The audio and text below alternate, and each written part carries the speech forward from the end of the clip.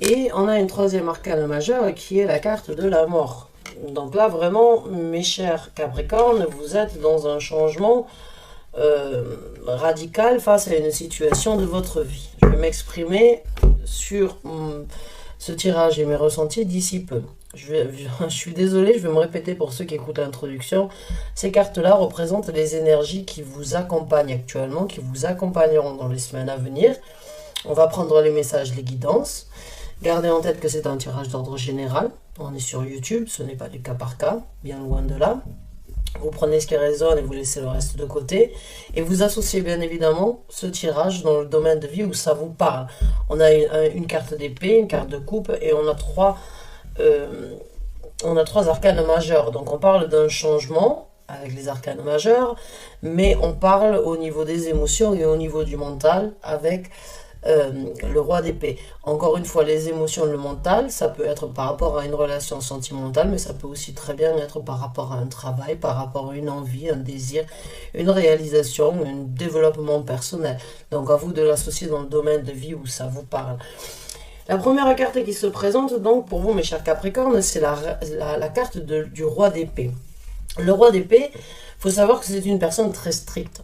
En tant que Capricorne, vous êtes le signe de la vieillesse. Vous êtes le signe vraiment, j'ai envie de dire, vous êtes les vieilles âmes du zodiaque.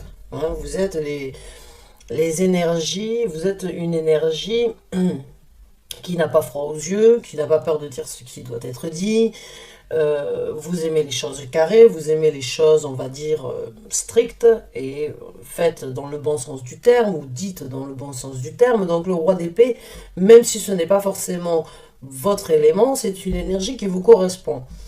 Parce que un Capricorne, c'est une personne très carrée, très assidue, et qui veut vraiment, j'ai envie de dire, le signe du Capricorne, c'est aussi la justice. Donc il y a cette énergie vraiment de faire les choses euh, dans le bon sens, comme elles doivent être faites. Cette énergie, ça peut très bien être vous-même qui incarnez cette énergie du roi d'épée, mais ça peut aussi être une personne dans votre entourage. Quoi qu'il en soit, le roi d'épée, c'est une personne très mature, avec un charisme au-delà de beaucoup d'autres rois. C'est une personne qui ne perd pas de temps à chercher à midi à 14 heures. C'est une personne très franche, très directe, qui impose ses lois, qui impose sa vision, qui impose sa façon de voir les choses, mais qui sait aussi taper du poing sur la table quand il le faut. Hein, c'est une personne, c'est une énergie très, très directe. C'est une énergie avec énormément d'intelligence et énormément de facilité à se communiquer, à faire savoir ce qu'il a envie de dire. Avec le chevalier de coupe, vous êtes sans doute amené dans les semaines à venir ou dans les émotions, dans les sentiments que vous ressentez actuellement, à prendre des actions pour suivre votre cœur dans un domaine de vie bien précis, encore une fois. Hein. Mais vous êtes très franc et très direct, ou une personne en tout cas est très franche et très directe dans votre entourage, ce qui vous donne l'envie de prendre des actions sentimentales, émotionnelles, et encore une fois, ce n'est pas que dans une relation que l'on peut avoir des sentiments et des émotions. La carte de l'ermite qui est au centre ici, les énergies qui vous accompagnent ou les énergies que vous ressentez, elles sont dans la réflexion, elles sont dans l'analyse, elles sont dans certaines vérités qui ne peuvent pas être déniées, j'ai envie de dire, pour certains d'entre vous. Un petit peu comme le roi d'épée. Le roi d'épée n'a pas peur d'affronter certaines réalités, de dire les choses comme elles sont. Et il y a une énergie ici avec l'ermite qui est, on va dire, un petit peu lente. C'est une énergie assez qui n'est pas, on va dire, le chevalier de coupe n'est pas très rapide non plus. Le roi d'épée pense, analyse et réfléchit très rapidement, mais entre le fait de penser et de mettre les choses en action, il y a, on va dire, il y a certaines étapes. Et les étapes que je ressens pour vous actuellement, c'est d'analyser une certaine situation où il va falloir être vrai, direct, concret et affronter certaines réalités dans un domaine de vie. Hein, dans un domaine de vie où c'est que vous n'avez peut-être pas vu, on va dire, le bout du couloir depuis un certain temps, un long tunnel noir. vous êtes à mi-chemin, j'ai envie de dire, parce que vous voulez y aller. Les énergies, en tout cas, vous soutiennent à y aller, à y mettre du cœur, à être franc, direct, mais aussi à vraiment analyser la situation sous tous ses angles. Parce que quand j'ai la carte du monde et quand j'ai la carte de la mort, il n'y a pas de doute que c'est une transformation à venir. La carte de la mort nous parle d'une transformation, d'une résurrection, de créer une certaine analyse pour laisser certaines choses qui n'ont plus leur place dans votre vie, afin de revivre quelque chose de différent. La carte du monde, c'est la même chose. La carte du monde, c'est une fin de cycle. Et il y a une situation dans votre vie où c'est bon, vous êtes arrivé au bout. Il faut aller de l'avant pour vous développer, pour recommencer, pour exprimer, pour analyser, pour réaliser. Quoi qu'il en soit, vous êtes vraiment à la croisée des chemins pour recommencer quelque chose de nouveau. Donc là, on va vous inciter, j'ai envie de dire, d'une façon ou d'une autre, à être très orienté sur le mental, sur la communication, sur l'affrontement peut-être pour certains d'entre vous de certaines vérités, parce que c'est le moment de passer à autre chose. Avec la carte du monde, c'est le moment d'aller sur un nouveau chapitre de votre vie. Qu'il soit du côté, dans un sens d'évolution, ou que ce soit dans le sens de tirer un trait, il y a le phénix qui renaît de ses cendres. Il y a la possibilité pour vous de renaître à nouveau ailleurs. Mais pour cela, il va falloir affronter la vérité, il va falloir tirer ses conclusions afin de vraiment laisser certaines choses derrière vous pour recommencer et renaître de vos cendres. Donc là, il y a vraiment une énergie de transformation qui passe bien évidemment par la prise d'action sur les émotions de ce que vous voulez dans votre vie en étant direct et en étant honnête envers vous-même, mes chers Capricornes. Donc on va voir maintenant comment ces énergies vont se développer pour certains d'entre vous, encore une fois, c'est un tirage d'ordre général. Donc, tous les Capricornes ne vivront pas cette transformation. Et on a Pluton, la carte de la mort, c'est la carte de Pluton. Pluton, la planète de la transformation, est en Capricorne actuellement. Elle va passer dans le signe du Verseau d'ici peu. C'est une planète très lente qui fait le tour, on va dire, du Soleil en plus de 248 ans. Donc cette transformation, elle est dans votre signe actuellement. Et c'est le moment de saisir cette chance de pouvoir mettre en application ces règles, j'ai envie de dire, parce que la planète Pluton, c'est une énergie, on va dire, de mort, mais de mort métaphoriquement parlant. Il n'y a personne qui va mourir dans votre entourage, à part si c'est laisser un ego, une situation dans votre vie qui ne vous satisfait plus, qui ne vous plaît plus. C'est le moment de la laisser mourir pour renaître sur quelque chose de nouveau, parce que vous avez un nouveau cycle à venir. Dans le développement, nous avons le 3 de coupe. Donc il y a beaucoup de satisfaction. Il y a beaucoup d'échanges. Il y a beaucoup de participation de personnes dans votre entourage qui vous soutiennent. Il y a beaucoup d'échanges et en même temps il y a, j'ai envie de dire pour certains d'entre vous dans ce développement, les masques qui tombent parce que la réalisation, l'affrontement à travers la carte de l'ermite qui est au centre des énergies que vous ressentez ou bien qui se présenteront, c'est le moment de se poser les bonnes questions, c'est le moment d'affronter une certaine réalité, c'est le moment d'arriver au bout du tunnel pour vraiment que les choses puissent changer. Quand je dis les masques tombent, c'est pas que vous vous êtes voilé la face, mais c'est que c'est le moment de renaître encore une fois et de laisser une nouvelle personnalité ou une nouvelle possibilité dans votre vie vous apporter plus de jouissance, plus de partage, et il y a des gens autour de vous, à mon ressenti, qui vous soutiennent à vivre cette transformation.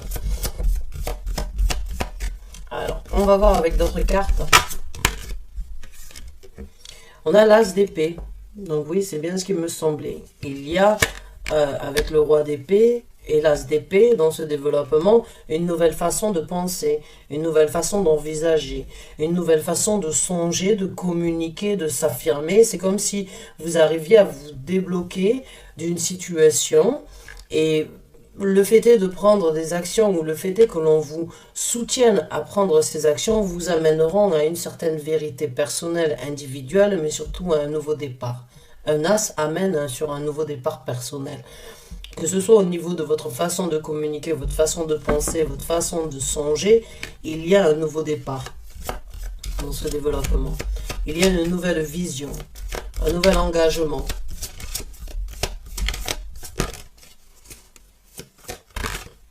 Alors, on a le roi de denier, donc vous avez le roi d'épée ici, vous avez le roi de denier. Le roi de denier, c'est une énergie très stable, c'est une énergie très solide, c'est une énergie très prospère, c'est une énergie, encore une fois, où il n'y a pas forcément de place pour les sentiments dans le roi ou la reine de denier. Il y a la prospérité, il y a le but bien précis à atteindre, il y a cette énergie de vouloir garder cette matérialisation, cette concrétisation ici sur Terre, que ce soit au niveau d'un travail, que ce soit au niveau de ce que vous avez construit, il y a cette envie de vouloir la garder au-dessus des sentiments. Les sentiments n'ont pas leur place chez la reine et le roi de denier. Les sentiments, je veux dire, ce sont les parents qui feront tout ce qui doit être fait pour que les enfants puissent avoir la meilleure éducation, mais le je t'aime et tu me manques n'a pas leur place dans leur vie au quotidien. Il n'y a pas trop de sentiments, mais il y a une certaine exécution pour que les bases soient solides et les bases soient concrètes.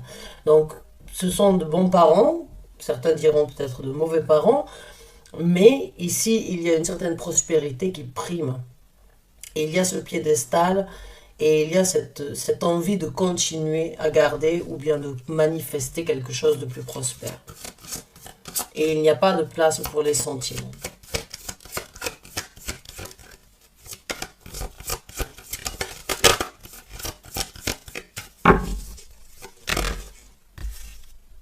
On en a 3. Alors, celle-là, je vais la mettre de côté. Donc ici, on a le chevalier de bâton. On a le valet de bâton. Et en carte supplémentaire, on a le roi de bâton. Waouh! Donc là, vous avez 3 rois. Vous avez 3 rois. C'est un petit peu comme les lions. Les lions aussi, elles ont eu 3 reines, en fait, pour le tirage des lions. Peu importe, encore une fois, votre gendre, hein, que vous soyez une femme, un homme, peu importe. Il n'y a pas de gendre au niveau des énergies. Mais dans le développement, il va y avoir, encore une fois, beaucoup de possibilités pour vous de mettre des actions en avant. Mais avec le chevalier de bâton, il va falloir essayer de rester ancré. Parce que le chevalier de bâton, il est un petit peu... C'est un multitask, c'est un touche-à-tout. C'est une énergie très rapide, très fulgurante. C'est une énergie... j'ai envie d'aller de ce côté, d'un autre côté, mais je n'atteins pas forcément mon but, je suis toujours dévié. Hein, le roi de bâton, le chevalier de bâton a des fois besoin d'être cadré. Donc allez-y. Dans ce développement, vous aurez la possibilité de les faire, de mettre en action certaines, de réaliser certaines actions dans ce développement. Mais encore une fois, j'ai envie de vous dire, soyez organisés, soyez cadrés dans cette situation-là. Et avec le valet de bâton, soyez aptes et avisés de devoir grandir. Hein. De devoir grandir, parce qu'ici on a un valet, on a un chevalier et on a un roi en dernière carte. Vous avez une capacité à avoir vous méritez, vous avez une capacité à trôner, j'ai envie de dire, sur ce trône qui est votre. Mais encore une fois, dans cette situation-là, il va falloir être cadré et apprendre à grandir pour vraiment être le roi de bâton. Le roi de bâton, il faut savoir que c'est une énergie très prospère, avec énormément de capacité, avec énormément de confiance, de confidence, avec énormément d'opportunités et énormément de passion dans tout ce qu'il fait. Pour certains d'entre vous, j'ai envie de dire, vous allez vraiment déployer certaines qualités qui pourraient éventuellement questionner beaucoup de gens autour de vous.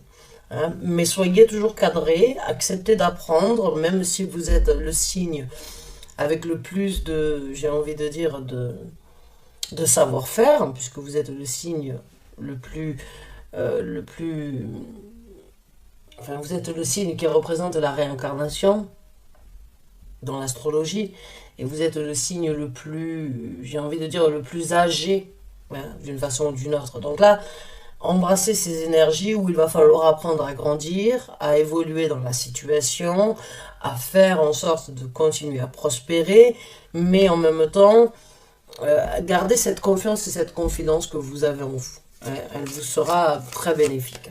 C'est une carte supplémentaire que l'on a eue en tout cas. On va donc maintenant voir au niveau des conseils que l'univers voudrait vous donner, vous conseiller dans cette situation-là.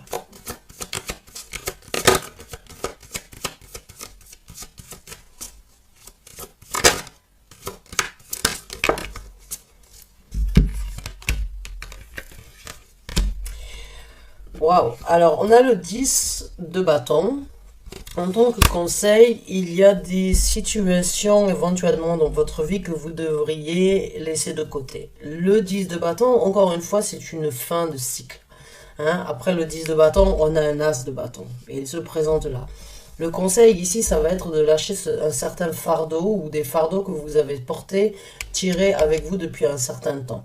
Vous avez eu les épaules carrées, vous avez eu les épaules solides, mais c'est le moment de vous libérer, c'est le moment de lâcher prise sur certaines situations. Encore une fois, c'est une fin de cycle avec la carte du 10, avec la carte du monde et avec la carte de la mort, parce que c'est le moment de saisir un nouveau départ. Vous avez deux as l'un sur l'autre. Vous avez l'as de la vérité, de l'affirmation, et vous avez l'as de la passion et de mettre les choses en action. Donc là, l'univers vous soutient, encore une fois, à prendre le flambeau pour aller vers quelque chose de beaucoup plus passionné, avec beaucoup plus d'intensité, avec beaucoup plus de désir, avec beaucoup plus de créativité. Faites confiance vraiment, encore une fois, il y a beaucoup de bâtons ici, hein, et là, on est vraiment dans une énergie de prendre les choses en main, de prendre des actions. Mais le premier conseil, c'est de lâcher prise sur certaines choses qui ont pesé lourd, qui ont été difficiles à tirer depuis un certain temps. C'est le moment de vous libérer pour pouvoir recommencer. Pour pouvoir aller sur un nouveau départ bien plus personnel, bien plus impliqué, j'ai envie de dire, parce que je le sens comme quelque chose de très personnel. Et ça peut vous ouvrir des portes sur un chapitre ou une nouvelle aventure dans votre vie. Mais il faudra lâcher prise sur certaines situations, sur ce que vous avez fait. Alors on a le palace des deniers. Dans ce tarot-là, j'ai 4 palaces. C'est le palace des deniers, le palace des épées, le palace des bâtons et le palace des coupes. Le palace nous parle d'une construction. Mais quand on parle d'un palace de denier ou bien de bâton, c'est une énergie tangible, c'est une énergie de création ici sur Terre. Vous avez la possibilité vraiment de trouver une très belle prospérité, une construction très forte, très solide, encore une fois dans un domaine de vie bien précis. C'est à vous de me dire dans les commentaires si vous désirez partager, mais ici on va vous conseiller de vous orienter sur cette construction, de ne pas vous laisser vous dévier ou d'être vraiment orienté, cadré et très assidu sur ce que vous voulez construire. Parce que l'univers veut vous voir construire, veut vous voir grandir, veut vous voir évoluer ici sur Terre dans un domaine de vie. Et il va falloir vraiment prioriter éventuellement cette évolution. Mais il faudra commencer par se lâcher prise.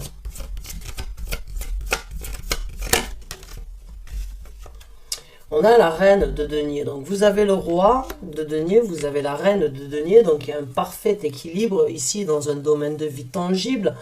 Et on va vous conseiller, encore une fois, de ne pas laisser les émotions prendre le dessus. Et de vraiment être orienté, comme je vous ai dit, c'est les meilleurs parents ou ça peut être les pires parents. Ça dépend du point de vue sous lequel on regarde la situation.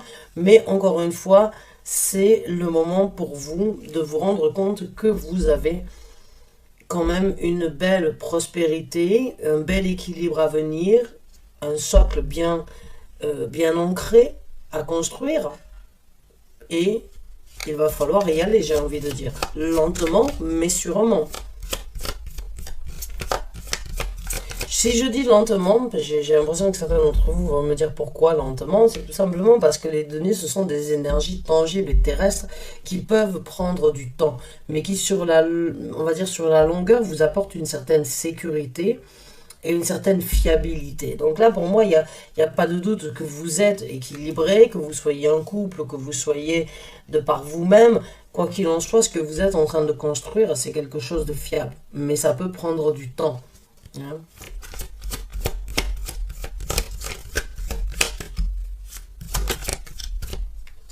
Un dernier conseil, s'il vous plaît. Merci. On a la carte des amoureux. La carte des amoureux. Donc la carte des amoureux nous parle encore une fois d'un équilibre, nous parle encore une fois d'une énergie où éventuellement il va falloir faire un choix. Parce que la carte des amoureux, c'est bien évidemment, ça parle de l'amour, ça parle de l'amour propre, ça parle de l'amour que l'on peut vivre avec une autre personne ou que on a envie de vivre entre soi et soi-même. Mais il y a un choix qui doit être fait. Le choix, j'ai envie de dire, avec la transformation qui est là, pour certains d'entre vous, vous savez.